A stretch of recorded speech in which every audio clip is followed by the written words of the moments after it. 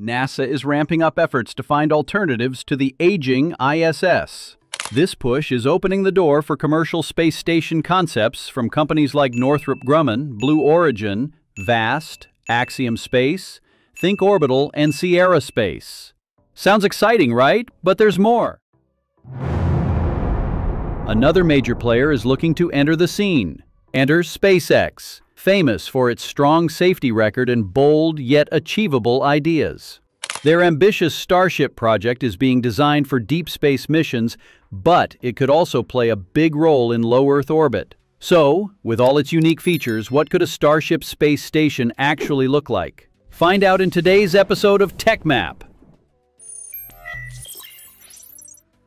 We know that the International Space Station is dying, and not like someday in the distant future, dying.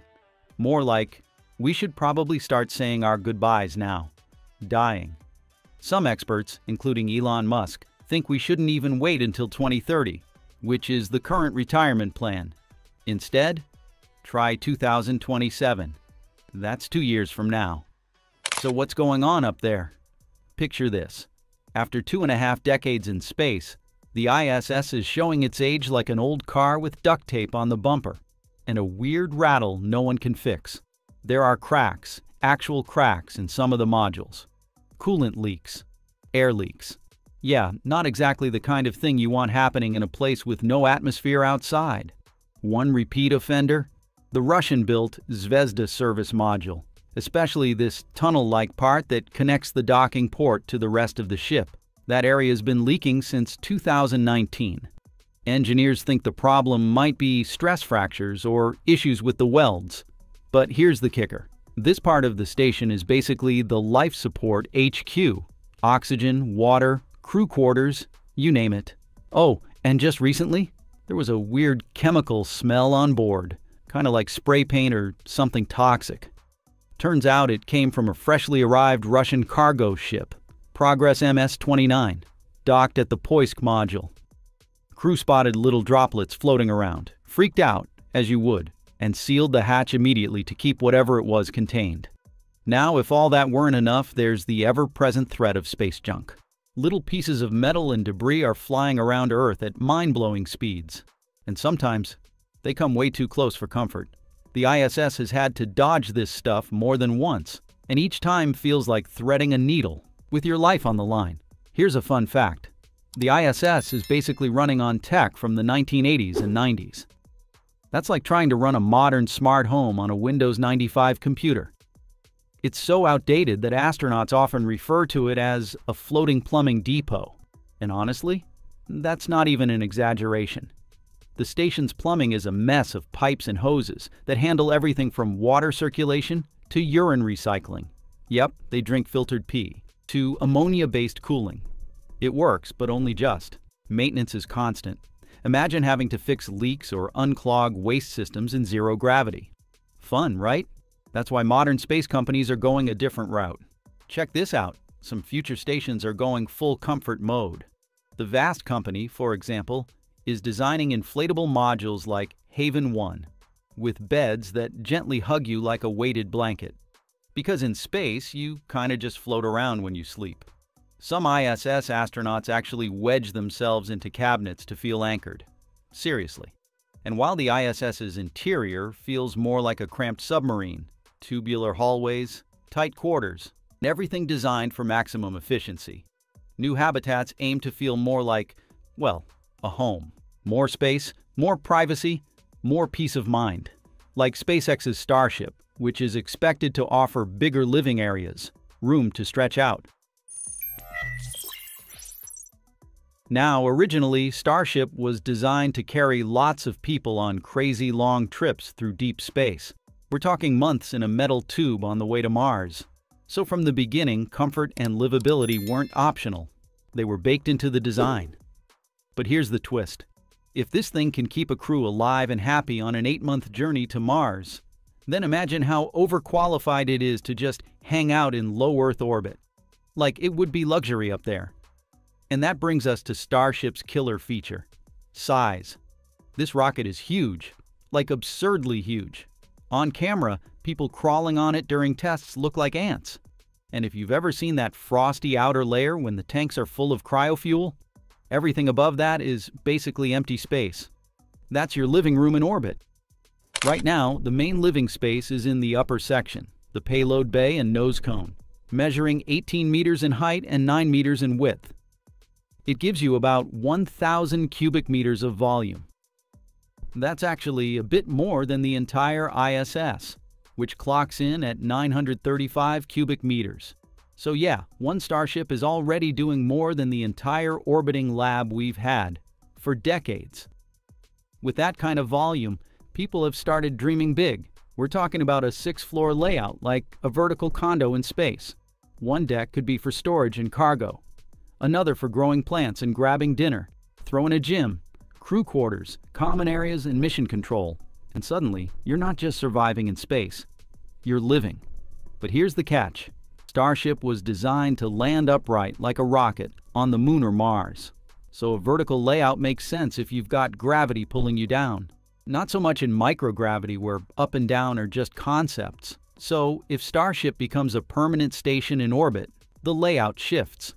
Picture something more like a submarine, with long horizontal decks stretching from the nose to the tail. Submarines with a hull this wide, about 9 meters, usually fit 3 decks, so we could do the same here. It's like turning the rocket sideways and filling it with crew pods, labs, maybe even a rec room or two. But here's where it gets really wild. Most of Starship's interior is taken up by giant fuel tanks. That makes sense for launch missions, but if SpaceX decides to remove or repurpose those tanks, boom, you unlock a massive amount of space. A fully converted Starship, stripped of its tanks and turned into a habitat, could offer 3,000 cubic meters of interior volume. That's 3 times bigger than the ISS. You could fit hundreds of people in there. And that's just the current version. Future Starship variants, like the rumored version 3, could stretch up to 70 meters long. That could boost the internal volume to around 4,400 cubic meters. We're talking full-scale orbiting cities, labs, workshops, greenhouses, zero-gravity basketball courts, who knows? So here's the million-dollar question. Do you think SpaceX could actually pull this off? Strip out those tanks, turn Starship into a floating megabase? Personally, I think it's only a matter of time. But let me know what you think down in the comments. And hey, if you're as hyped about humanity's future in space as I am, hit that like button and buckle up. We're just getting started. Alright, space fans, if you thought Starship was just cool because it's huge and reusable, you haven't even heard the best part yet. Let's talk materials, money, and why this rocket might just be the ultimate building block for humanity's first real home in space. So first up, materials. The ISS? It's made mostly of aluminum. Pretty standard, right? Lightweight, strong, but not exactly built for the cosmic wilderness. In contrast, Starship is made of stainless steel, and that changes everything. Steel is tough, like stand up to micrometeoroids, radiation, and insane temperature swings. Tough. It's more corrosion resistant, easier to repair, and way more durable long term. That means your habitat stays safer, longer, and you're not constantly doing space patchwork just to keep the air in. Plus, it's cheap. SpaceX isn't just building better, they're building smarter and cheaper. Now let's talk money, because this part is wild. Elon Musk says a single Starship launch could cost under $10 million. Some estimates say $20 million tops. And even that is practically nothing when you consider that the ISS cost over $150 billion to build and maintain. That's billion, with a B. So here's the fun idea. If launching one Starship is that cheap, why not launch 20? Imagine linking them all together in a big rotating ring, like something out of a sci-fi movie. You'd get artificial gravity, a ton of living space, and let's be honest, the coolest human structure ever built. Funny enough, NASA actually considered this idea years ago. They wanted to turn the space shuttle's big orange hydrogen tank into a ring station. But that tank, it was just a giant thermos. Starship is the full package. It's got structure, systems, and smarts. But the reusability part goes way beyond just saving money. This is about modularity. If something breaks in your Starship station, no problem. You bring it back to Earth, fix it, and launch it again. Try doing that with a chunk of the ISS. Spoiler, you can't. This alone is a game changer. Suddenly, space stations aren't these fragile, fixed-in-place behemoths. They're dynamic, upgradable, and way less risky. You're not just living in orbit, you're running a space ecosystem. And speaking of ecosystems, SpaceX isn't stopping at just the station. They've got the whole support squad ready to go. The Super Heavy booster? That's your launch platform, currently the most powerful rocket in existence. Dragon capsules can resupply cargo. Starlink satellites handle your comms and data links, so your TikToks from orbit never buffer. Put it all together, and you don't just get a station. You get an interconnected orbital network, a full-blown space infrastructure run by one company. So how do you actually build this thing? SpaceX would probably follow their go-to playbook. Launch a Starship into orbit, then mod it like a cosmic Lego set. Strip out the fuel tanks, repurpose the guts, and start converting it into living space. Or here's an even cooler option. They could just build a dedicated Starship station variant from the start. Pre-outfitted on Earth, packed with everything needed for life in orbit, maybe even equipped with Dragon-style thrusters for station keeping. Launch it once, and you've got an orbital condo ready to go. Look, this isn't just blue sky dreaming anymore. With stainless steel, reusability, and a price tag that doesn't make governments cry. Starship-based stations aren't just possible, they're totally within reach. And if SpaceX pulls it off, this might be the first step toward making space home. For real. What do you think? Could Starship replace the ISS and kickstart a new age of orbital living? Let's chat in the comments. I'll be reading everyone. SpaceX Starship is a fully reusable, two-stage super heavy lift launch vehicle designed for carrying crew and cargo on long-duration missions to Earth orbit, the Moon, Mars, and beyond. Standing 120 meters tall, it uses powerful Raptor engines fueled by methane and oxygen, aiming to revolutionize space travel with high payload capacity and reusability.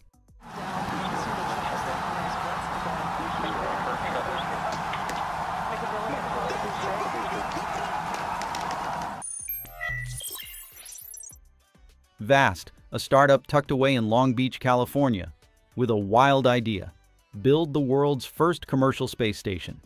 It's called Haven 1, and it's basically a sleek, sci-fi living pod for astronauts. Think of it as the space equivalent of an Apple store meets a Scandinavian spa, with a view.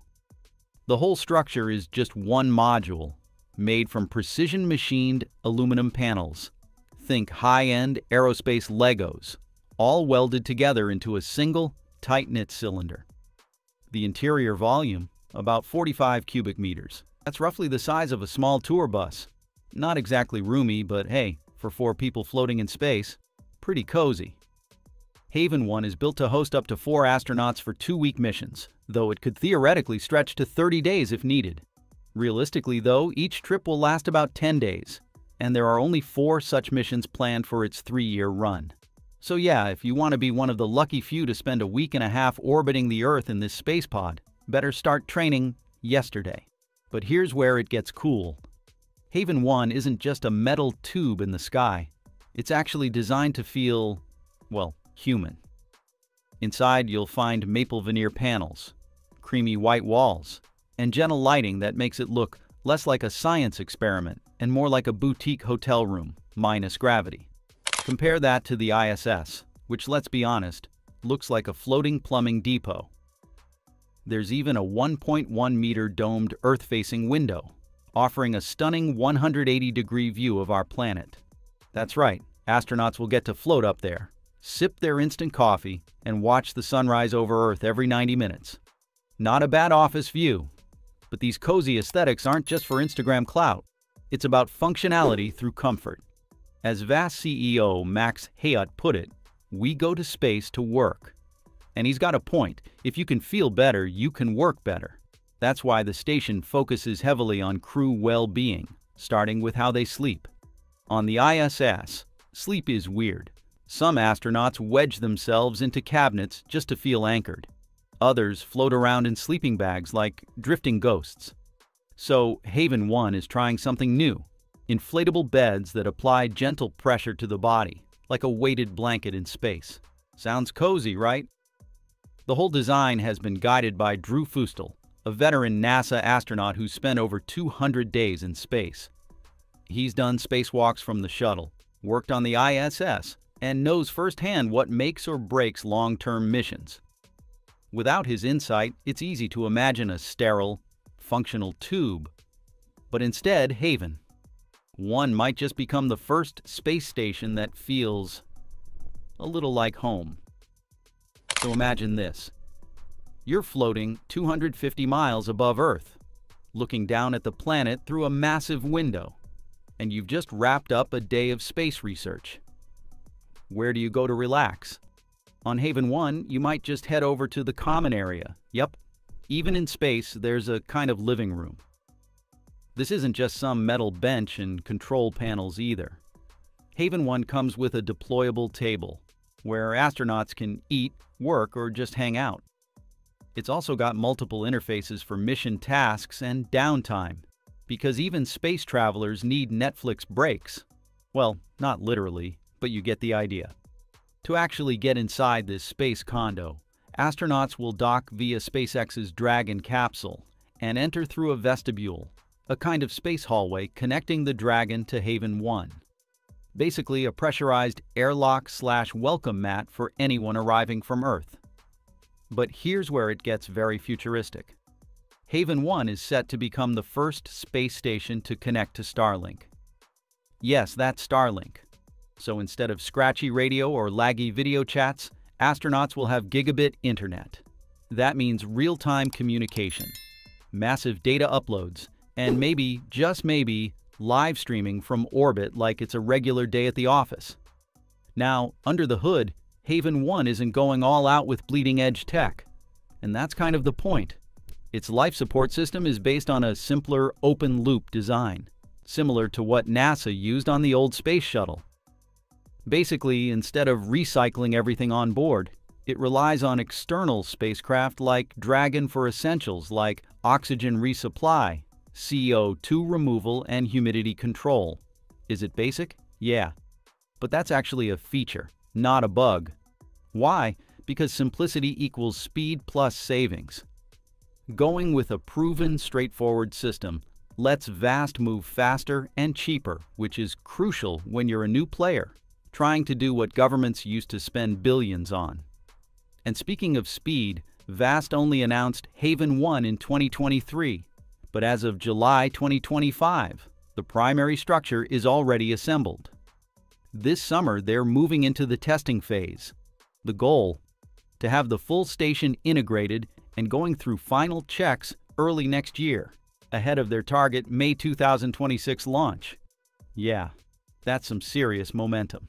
But before Haven 1 hits the skies, VAST is launching something called Haven Demo, a small satellite testbed that's basically a space dress rehearsal. It's set to fly later this summer, and its job is to make sure the critical parts, like power systems and communication tech, are rock solid before they're used in the real thing. Think of it like a pre-show tech check for a Broadway play. Haven Demo won't have astronauts, but it'll be orbiting up there, quietly sending back data that'll help shape the final design of Haven 1. And the testing? Already in motion. On July 11th, VAST shared on X that they completed a key test on the Power Distribution Unit, or PDU. This thing's basically the electric heart of the satellite, making sure all the power from solar panels and batteries gets routed where it needs to go. Engines, computers, radios, the works. Other crucial systems like the radio, navigation gear, solar arrays, and a mini-engine are all going through similar rigorous checks. And from the sound of it, they're close to pulling it all together and seeing how the full system performs. Both Haven Demo and Haven 1 will launch aboard SpaceX's Falcon 9, which honestly feels like the perfect ride. Tried, tested, and ready to send the future into orbit. So yeah, it's kind of wild to think that in just a couple of years, astronauts could be chilling in a Starlink-connected, wood-paneled orbital studio apartment, snapping pics of Earth and sleeping in pressure-soft beds, all thanks to a scrappy startup with some serious ambition. The future of space, it's not just coming, it's already being built. Anyway, here's the wild part. According to Vast's CEO, speed and cost savings aren't even their top priorities. They're number 2 and 3. The number 1, safety. Always safety. And honestly, that's refreshing to hear when we're talking about sending humans into space, inside what is essentially a high-tech aluminum can. That's one of the reasons Vast teamed up with SpaceX, a company with a serious track record when it comes to reliability and safety. I mean, SpaceX's Falcon 9 and Dragon spacecraft have been the workhorses of modern spaceflight, ferrying supplies, satellites, and even humans to the ISS like it's just another Tuesday. But in Vast's case, Dragon plays an even cooler role. When it docks to Haven 1, it doesn't just drop off astronauts and float away. It actually becomes part of the station, a second module. It instantly doubles the station's space and systems, adding extra crew quarters, more life support capacity, and even a ready-to-go emergency escape pod. It's like pulling up an RV next to your cabin and turning it into a high-tech bunkhouse. But here's the thing. While having Dragon there is a great backup, Vast isn't using it as a crutch. The real priority is making sure Haven 1 itself is rock solid, safe, independent, and self-reliant. And that's where the latest tests come in. Back in late May, Vast's team hit a major milestone. Haven 1 passed a critical test of its air filtration system. And not just anywhere. This happened at NASA's Marshall Space Flight Center, a place that's been pushing aerospace boundaries since the Apollo era. So what did the test involve? They sealed Haven 1's life support system inside a controlled environment and injected a mix of trace chemical contaminants, the kind of stuff that might build up inside a small, sealed module with 4 people living, breathing, and working inside. Then they flipped on the filters and watched closely. The goal? To make sure Haven 1 could maintain a clean, breathable, and safe atmosphere, even in worst-case scenarios. Spoiler, it passed. This is huge. Life support isn't flashy, but it's the backbone of survival in space. And when you're floating hundreds of miles above Earth, a reliable air filter can literally be the difference between success and disaster. So yeah, between Dragon's backup systems and Haven 1's own built-in safety features, Vast is making it really clear. They're not cutting corners. They're building the foundation for something sustainable, smart, and above all, safe. And I gotta ask, what do you think about all this? Like, are you as blown away as I am by how fast private companies like Vast are moving? We're watching space go from government-only territory to something that's accessible, human-centered, and even kind of stylish. Let me know your thoughts in the comments. Is this the kind of future you imagined for space travel? Or does it still feel like science fiction? Either way, we're officially on the path there. Anyway, if you loved this deep dive, smash that like button, hit subscribe, and ring the bell. We're aiming for 150,000 subscribers, and we need you to get there. So, how is Vast moving this fast? Simple. They're private, lean, and ruthless about efficiency. No bureaucracy. No political gridlock. No million-dollar contracts gone anywhere. Jed McCaleb, the billionaire behind Ripple and Stellar, founded Vast in 2021, funding it with his own crypto fortune. He runs it like a startup.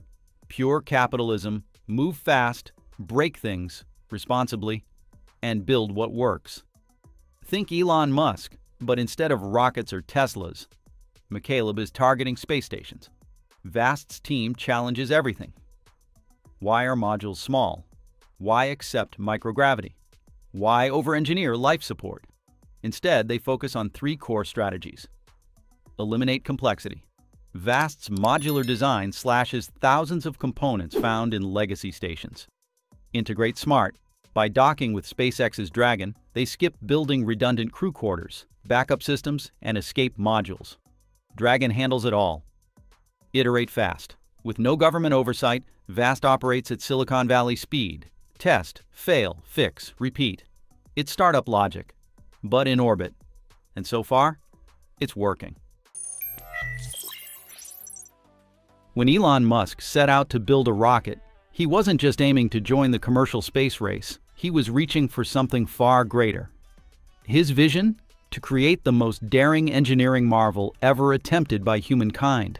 Because for Musk, this wasn't about satellites or even the booming industry of space tourism. This was about survival, about planting the seeds of humanity on another planet, Mars. The dream of a multiplanetary species. That's why Starship isn't just another rocket, it's a behemoth. And future versions will be 3 times the thrust of the Saturn V moon rocket, which was previously the largest rocket and largest flying object ever made. That's what SpaceX CEO Elon Musk shared during the Future Engineered event at the X Takeover last July. But Starship isn't just powerful. It's revolutionary, designed from the ground up to be fully reusable. So Starship is 3 times the thrust, roughly twice the weight of the next largest flying object ever made, and has the goal of being fully and rapidly reusable. So this is a really crazy thing to do. I think it's really one of the hardest engineering challenges that exists. And that's the crux of the innovation. NASA's space shuttle hinted at reusability, but its extensive post-flight refurbishment required months and massive crews, making it anything but rapid. Starship is a different breed. It's built to land, refuel, and launch again, efficiently and quickly, like a commercial airliner. To lead in this uncharted domain, Musk's team must conquer one of the toughest challenges in aerospace: creating a fully reusable orbital heat shield. The heat shield is critical. It must protect the vehicle as it tears through Earth's atmosphere at blistering speeds, where temperatures soar to thousands of degrees Celsius. But unlike the shuttle's fragile tiles, which cracked and needed replacing after each flight, Starship's shield must be robust enough for repeated use, with little to no refurbishment. What's more, it must work on Mars, too. The red planet's atmosphere is thin and composed mostly of carbon dioxide, generating very different and more chemically aggressive thermal conditions during re-entry.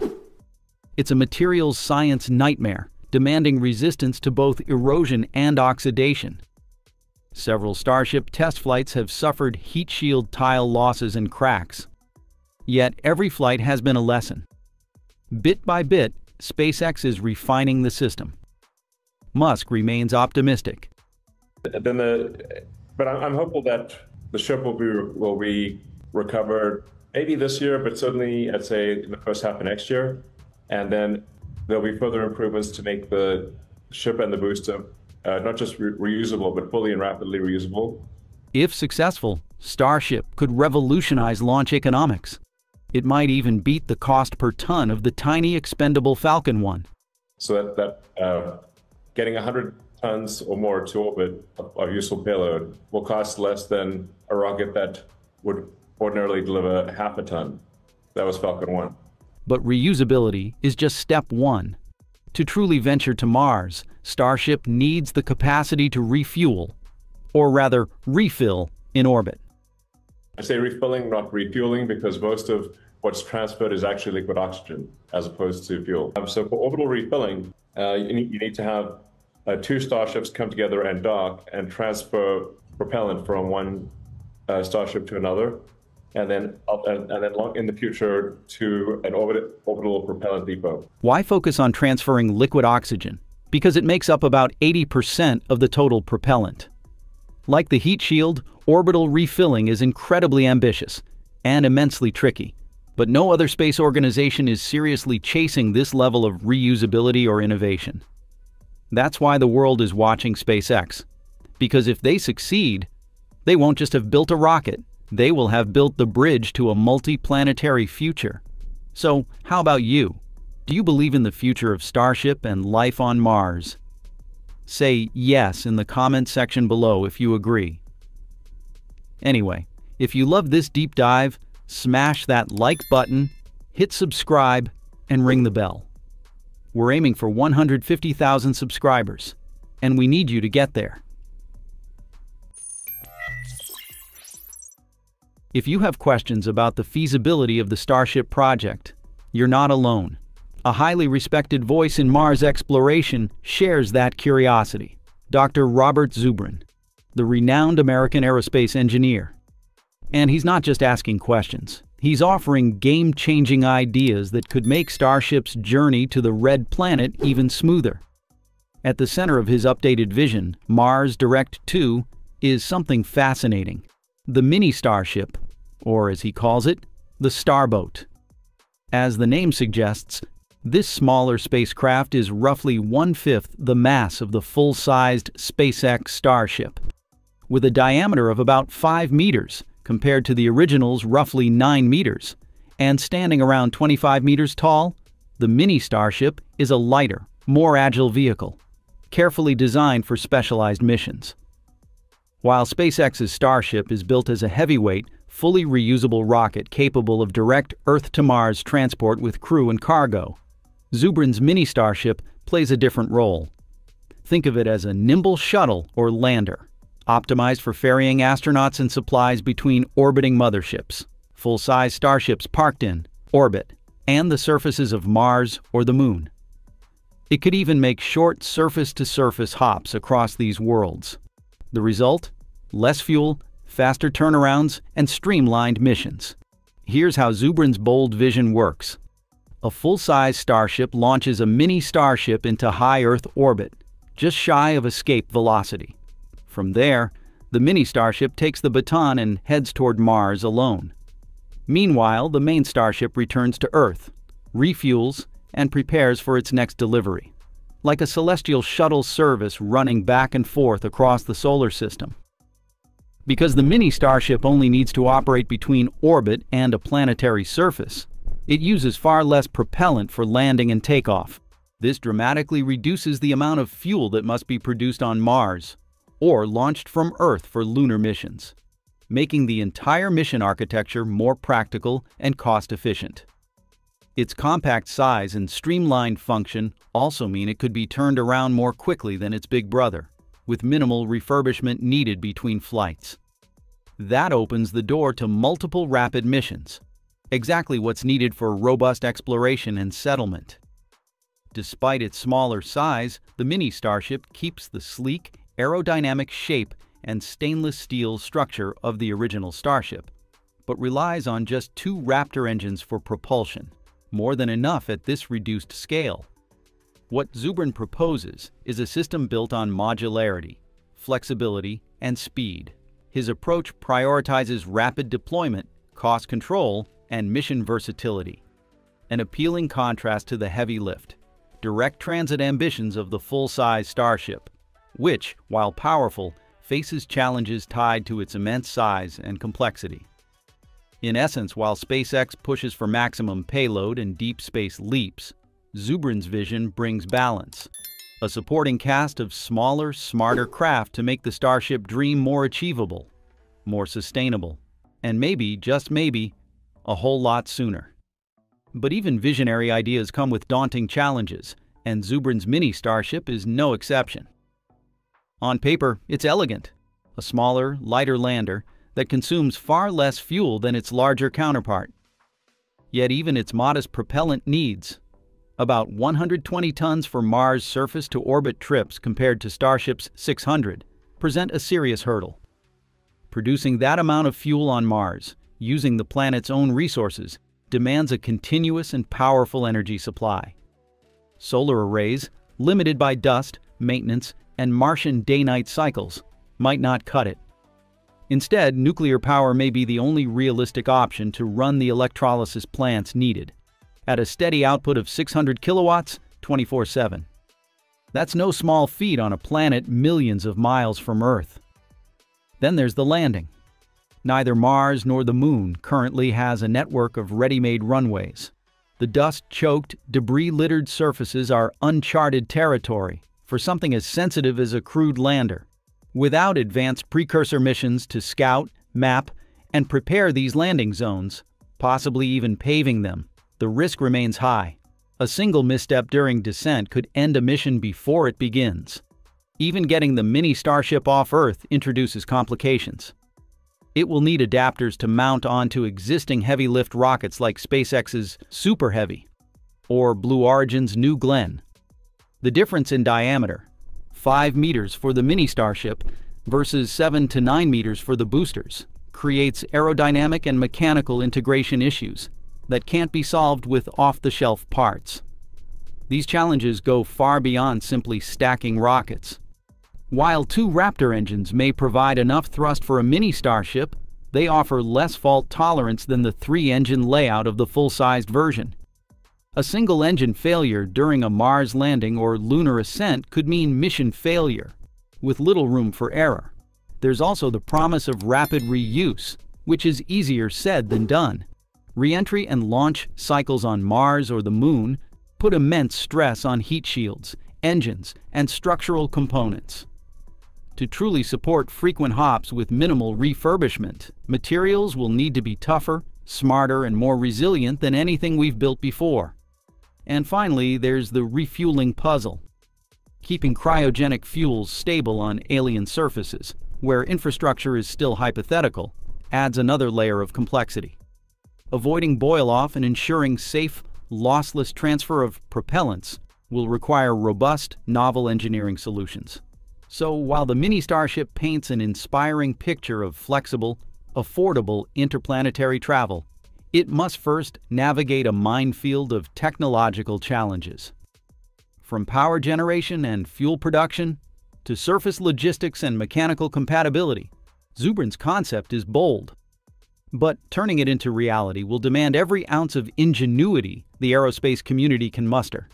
Elon Musk chooses Mars to colonize primarily because he wants to make humanity a multi-planetary species, which he sees as essential for the long-term survival of human civilization. Musk believes that Earth faces various existential risks, such as natural disasters, nuclear war, pandemics, or climate change, that could potentially wipe out humanity or severely set back civilization. By establishing a self-sustaining colony on Mars, humanity would have a backup to ensure survival if something catastrophic happens on Earth. Additionally, Musk views colonizing Mars as a way to expand human consciousness, inspire progress, and push technological boundaries. He envisions Mars as a new frontier where humanity can grow beyond its earthly limitations. Aside from survival, Musk sees this as an exciting adventure that could foster innovation and create a new stage for civilization's growth. It has been 8 months since Starship Flight 6, and on July 20th, Elon Musk announced on X that Booster 13, the hardware from Flight 6, had been recovered from the sea. Flight 6 can be considered a notably successful test flight. On November 19th, 2024, at 4 p.m. Central Standard Time, both Booster 13 and Ship 31 launched from Pad A. The stack appeared to lift off the pad more quickly than previous flights, likely because SpaceX operated their Raptor 2 engines at full thrust instead of the prior 90% level. Booster 13 ascended flawlessly with all 33 engines functioning. At stage separation, the command "Go for catch" was given. Following separation, Ship 31 ignited all 6 engines and proceeded towards space. After the boost backburn shutdown, SpaceX issued a booster offshore divert call, indicating an issue with either the booster or the tower, which led to aborting the catch attempt. Booster 13 then executed a soft landing in the water, but tipped over post-touchdown, resulting in the methane tank exploding upon contact with the water. Following the booster's destruction in the Gulf of Mexico, Ship 31 continued into its coast phase, traveling through the night. At the expected time, it performed an in-space relight using a single sea-level Raptor for approximately 1 second. Afterward, the vehicle entered re-entry, experiencing burn-through on at least one forward flap. Nonetheless, despite using the older-style heat shield, Ship 31 survived re-entry and softly splashed down in the Indian Ocean. Elon Musk commented, "Well, the fairing did blow up when the ship fell over after landing in the water, as expected." Booster 13's post-landing explosion triggered widespread speculation. Imagery indicated the booster's upper section was heavily damaged, while the lower part appeared largely intact and briefly remained afloat before submerging. The explosion's cause has been debated. Some speculate the flight termination system may have been triggered, but the controlled descent suggests SpaceX intended to recover the booster for analysis. This theory is further supported by the use of a pre-designated landing zone, which implies there was no immediate need for self-destruction. Alternatively, the explosion could have resulted from structural failure during water impact, potentially breaching the fuel tank and causing a rupture and explosion. Despite the damage, intact components of Booster 13, particularly its engine systems, remain valuable for analysis. This prompted SpaceX to dispatch recovery vessels to retrieve them, similar to what was done for Booster 11 from Flight 4. At this point, some may question why SpaceX often recovers Starship booster components from the ocean several months after splashdown, rather than within a few weeks. For instance, Booster 11's engine section was launched on June 6, 2024, but wasn't salvaged until late September 2024. Similarly, Booster 12's hot staging ring launched on October 13, 2024, and was recovered on October 22, 2024. The primary reason lies in the complexity and logistics of offshore salvage operations. To begin with, the location of the splashdown plays a significant role. Boosters frequently land or aboard in the Gulf of Mexico and can sometimes drift into Mexican territorial waters. This requires coordination with multiple agencies, obtaining permissions, and managing cross-border logistics before salvage vessels can safely proceed. The recovery process demands specialized vessels like the lift boat LB Jill. This type of vessel must be mobilized, navigated to the site, and stabilized above the debris using extendable legs to extract the booster from the water and secure it on board. These vessels are not on permanent standby for every flight. They're deployed as needed based on operational schedules. Weather and ocean conditions are another critical factor. Marine operations depend heavily on favorable weather and calm seas, which can delay recovery efforts by days or even weeks. Before initiating recovery, SpaceX conducts a thorough review of flight telemetry and splashdown data to plan logistics and reduce risks to both the hardware and the recovery team. Another key aspect is resource prioritization. SpaceX channels its primary resources into preparing boosters for reuse and maintaining launch infrastructure. Given that current Starship recovery efforts are focused more on retrieving components for analysis and refurbishment, rather than immediate relaunch, the emphasis is on careful recovery rather than speed. That said, SpaceX does aim to reduce turnaround time and move toward faster recovery processes in the future.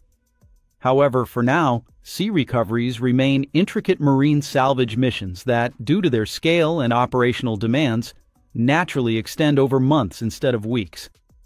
Moreover, speedy recovery helps reduce the effects of seawater exposure. And there's an added incentive, preventing rivals from gaining access to proprietary technology. Anyway, if you love this deep dive, smash that like button, hit subscribe, and ring the bell. We're aiming for 150,000 subscribers, and we need you to get there. China has gained a reputation for emulating SpaceX's technology, particularly the Starship rocket. A notable example is the Long March 9, seen as China's response to the world's super heavy launch vehicles, mirroring ambitions that rival those of SpaceX's Starship. This rocket is being developed by the China Aerospace Science and Technology Corporation and is central to China's plans for future crewed lunar missions, Mars sample returns, and deep space exploration. As a result, it incorporates many features reminiscent of Starship. One key similarity is the adoption of methane-based propulsion. China has recognized the advantages of methane-fueled systems, including improved efficiency, reusability, and the potential for in-situ resource utilization, ISRU, on Mars. Both stages of the Long March 9 use YF-215 engines fueled by methane and liquid oxygen. The first stage employs 30 YF-215 engines, capable of producing 13 million pounds of thrust, close to the 16,500,000 pounds generated by Starship's booster versions 1 and 2. Measuring 374 feet, 114 meters, in height, the Long March 9 is designed to deliver at least 150 tons of payload to low Earth orbit. By comparison, Starship, the largest and most powerful rocket ever built, stands about 400 feet, 122 meters, tall, and offers a similar LEO payload capacity. With the Long March 9, China has effectively developed a powerful rocket with impressive payload capabilities. The vehicle is expected to come in at least 3 variants, one of which will be fully reusable, similar to Starship. The parallels continue with the Long March 9's upper stage, which features maneuvering flaps placed similarly to those on Starship's upper stage. However, there is one major distinction between the two mega rockets. The Long March 9 is not slated to fly until 2033, whereas Starship has already conducted 9 test launches, with the 10th planned for August 4th. SpaceX aims to have Starship operational by mid-2027, in time for NASA's Artemis 3 mission to the Moon. Starship is set to serve as the crewed lunar lander for Artemis 3, transporting astronauts to and from the lunar surface, pending successful development. In addition to the Long March 9, China has also advanced the land-space Zhuke-2 series. This rocket is also powered by methane, and in 2023 became the first methane-fueled rocket to reach orbit globally. However, there are some notable differences. Built by the Beijing-based startup Landspace, the Zhuke-2 is a medium-lift orbital launch vehicle. It weighs 216 tons at liftoff and uses 4 TQ-12 Methalox engines in the first stage, each providing 67 tons of thrust. In mid-May 2025, an upgraded version called Zhuke-2E launched 6 satellites from Site 96 at the Jiuquan Satellite Launch Center in China. Zhuke-2E can carry 6,000 kilograms to a 200-kilometer low Earth orbit, or 4,000 kilograms to a 500-kilometer Sun synchronous orbit. Compared to the original Zhuke-2, the 2E version features enhanced TQ-12A engines on the first stage, with improved thrust and specific impulse, as well as a new TQ-15A engine with a movable nozzle on the second stage. To date, Landspace's rocket has launched 5 times, with only 1 recorded failure. Clearly, under a pro-imitation policy promoted by the Beijing government, CASC and Landspace are not the only Chinese companies replicating SpaceX's technology. On November 2, 2023, the 8-year-old company iSpace successfully conducted a hop test with its Hyperbola 2 test vehicle at the Jiuquan Satellite Launch Center. Similar to SpaceX's rockets, the small Hyperbola 2 features vertical landing, reusability, and 4 landing legs. Additionally, iSpace adopted methane and liquid oxygen propulsion instead of the solid fuel used in earlier prototypes, reflecting a shift inspired by SpaceX's Starship. The company's upcoming rocket, Hyperbola 3, is also following this trend. Aiming for its first low Earth orbit flight in 2025, the launch is still pending. Currently, iSpace is focusing on developing a reusable first stage, and plans to demonstrate recovery and reuse in 2026. By 2030, Hyperbola 3 is expected to support up to 25 launches per year. Standing 70 meters tall, the same height as Falcon 9 and Falcon Heavy, Hyperbola 3 has a variant called Hyperbola 3B, which will use a payload compartment similar in design to Falcon Heavy's and is capable of delivering up to 15 tons to low Earth orbit. Another example is the company SpaceX, whose rocket is constructed from stainless steel and closely resembles SpaceX's Starship. It also uses a combination of liquid oxygen and methane as fuel. There's also a suborbital vehicle developed by Axiom Space that mimics Blue Origin's New Shepard. Its crew capsule, named ZK, bears a striking resemblance to SpaceX's Dragon capsule in exterior design.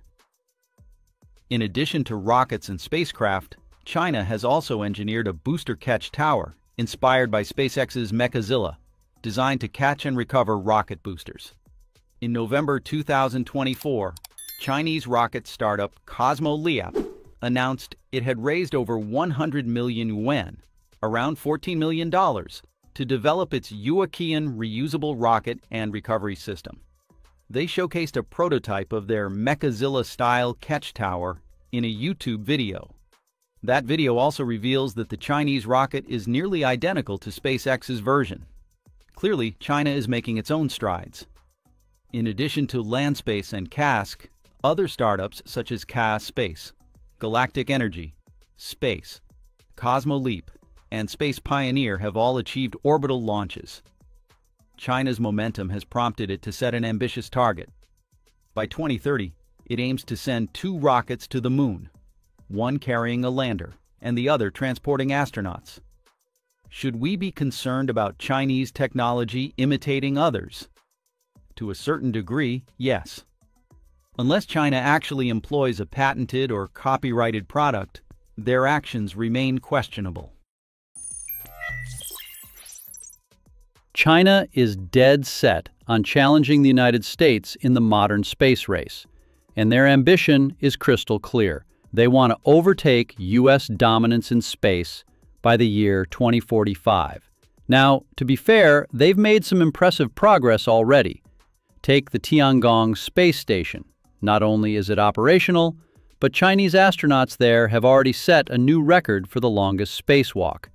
Then there's the Chang'e lunar missions, which have steadily racked up successes and proven that China means business when it comes to exploring the moon. But here's the thing. Catching up is one thing. Surpassing the U.S., especially in cutting-edge space technology, is a whole different game.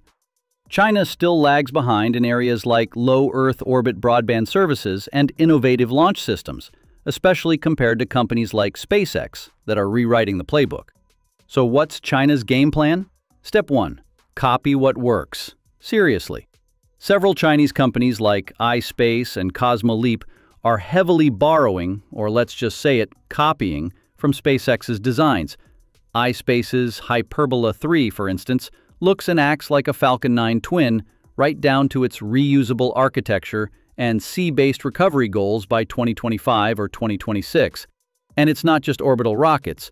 Deep Blue Aerospace is developing a capsule system for suborbital space tourism that's basically a lookalike of SpaceX's Dragon capsule. To be fair, copying can be an efficient first move. It speeds up research and development. But building a lookalike rocket is way easier than matching the performance, cost efficiency, and engineering brilliance of something like a Falcon 9. China still faces steep challenges, especially in mastering complex feats like reusable launches, pinpoint landings, and mass-scale manufacturing.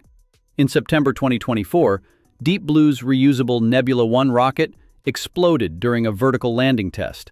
And in January 2025, a Long March 3B rocket dropped a spent stage over a rural area in Guizhou province, instead of an ocean, sparking serious safety concerns.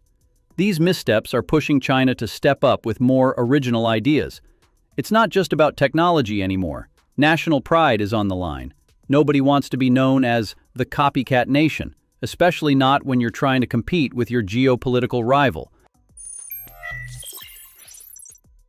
Which brings us to one of the wildest things we've seen recently, A viral animation on X showing a Chinese company, Space Transportation, testing a totally new kind of rocket recovery system, using a net. Yes, a net. Their idea is to catch a falling rocket stage mid-air using a giant net system, one that looks suspiciously similar to SpaceX's Starship upper stage in design, using flaps and variable thrust engines to slow descent. But instead of landing the rocket, they plan to catch it. An upper net snags it while a lower net absorbs the impact and handles the heat from the engines. It's honestly like watching a high-stakes space circus act. Remember those aerial acrobats at the circus when you were a kid? Replace the acrobat with a multi-ton rocket, and you've got the idea. The concept has gone viral, and reactions have been mixed. You'll see comments like, "That isn't going to work," "No net is surviving that," or "What genius thinks this will work?" Still, if it does work, it could be beneficial to what extent? No more need for expensive landing pads or giant robotic arms. For a country like China, which wants to expand launch operations to more regions, this could make things more flexible and cost-effective. Funny enough, SpaceX actually explored something like this years ago. Internally, they considered using a big net or inflatable cushion to catch Starship. Elon Musk even talked about it on X, but ultimately dismissed the idea. Why? He explained that the optimized landing propellant is only about 5% of the dry mass, so reducing the landing propellant by using a softer landing method is not a game changer for the overall system efficiency or reusability. Instead, Musk envisions a future where Starships aren't landing themselves, but are caught in mid-air by towers, like something out of a sci-fi film. To put it simply, the net system just didn't save enough weight to justify the complexity. Now, on paper it might sound clever, but in reality, it's a massive engineering headache.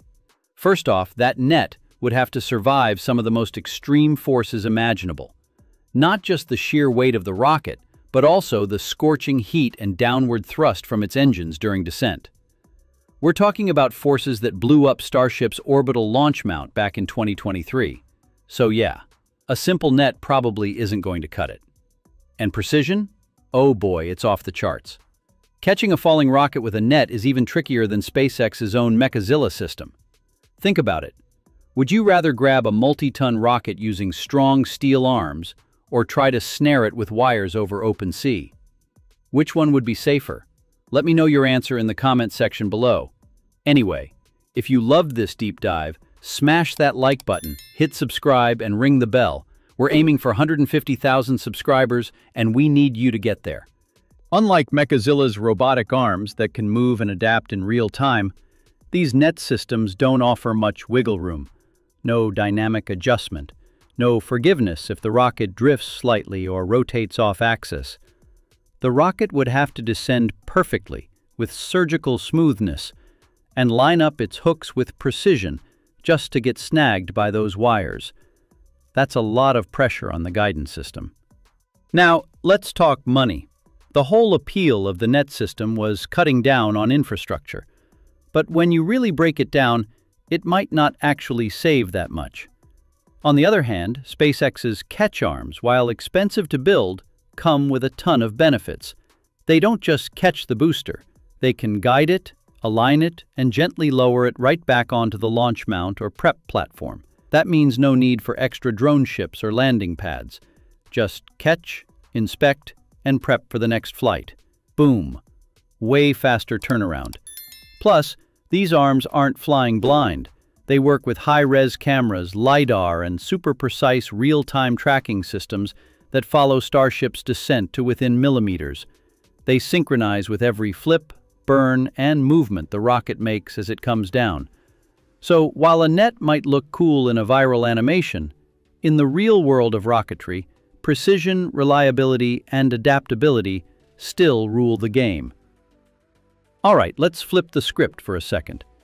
Instead of asking why the net-based rocket recovery system might fail, let's ask, why is China still chasing it, despite all its obvious limitations?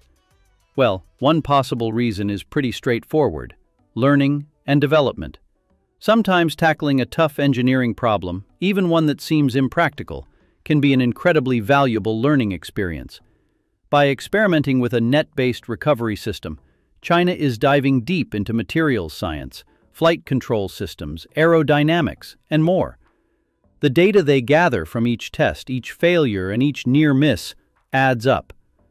This kind of iterative trial and error approach is critical if you're serious about mastering rocket reusability in the long run. And here's something you might not know. China tends to embrace higher risk, high reward experimentation more readily than some of its Western counterparts. Their tech development model often involves a greater tolerance for failure, because even failed experiments move the needle forward. What might seem too risky for a US startup could be exactly the kind of moonshot China is willing to take. So in that context, the net system isn't just a gimmick. It's a bold experiment that fits perfectly into their broader innovation strategy. Now, let's zoom in on the company behind this: space transportation. Their focus isn't just rockets, they're also working on hypersonic and reusable space tech. So their net project could be about more than just catching rockets. It could be a way to attract government support, secure funding, or build their brand as cutting-edge innovators willing to try what others won't. And who says the net idea has to stay the same forever? There's also potential for adaptation. China may not stick to a pure net-based solution, but the tech and data from these tests could be used to build hybrid systems, something that blends net recovery with traditional landings. Imagine a system that uses wires for stabilization and a soft catch mechanism for the final stage. That's where real innovation often happens, when you mash up bold ideas and refine them into something practical. While the spotlight is often on Mechazilla catching rockets mid-air at Starbase, SpaceX isn't putting all its landing eggs in one basket. They've also perfected a different and equally brilliant method: landing boosters on the open ocean using drone ships. This method, which has been in use since early 2015, involves something called an autonomous spaceport drone ship, or ASDS. Imagine a massive ocean barge, modified with powerful propulsion systems that allow it to hold position with pinpoint accuracy, even in rough seas.